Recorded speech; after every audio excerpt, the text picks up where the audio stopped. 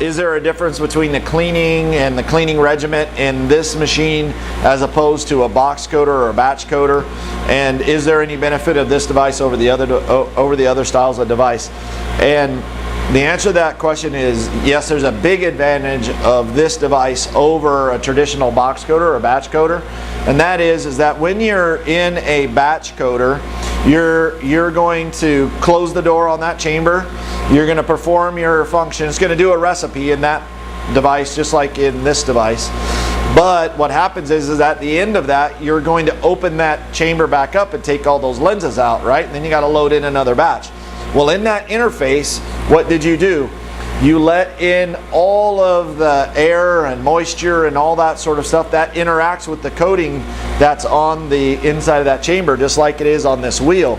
So now what that does is that's going to promote the fact that that's going to flake off.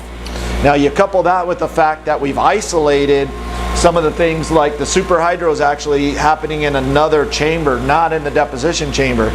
So now superhydro, nothing wants to stick to superhydro, right?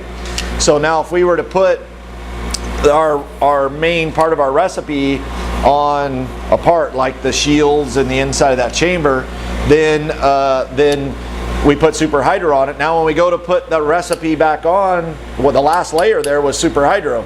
So when we go to put another material on there, it's going to try to stick to superhydro. Well, guess what? Nothing sticks to superhydro, right? That's the idea. So then it causes flaking and all sorts of things like that. So you have to constantly maintain that in a batch coater. Now in this machine, because we're not opening the main chamber, the deposition chamber, except for when we have to, now what we're doing is we've changed that cycle where about every 3 runs in a batch coater, you have to take some of those shields out, bead blast them, clean them up, get them all ready to go, and then put some clean ones in. Now this one we're opening at every probably 600, 700 runs now.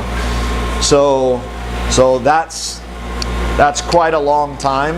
I don't remember how many days we're going before we open that chamber, but it's quite a while. And it's actually a lot better than we had anticipated. We thought it was going to be about 400 lenses. Most of our customers now are opening it about every 600 to 700 lenses that they run through there. So that's a huge advantage.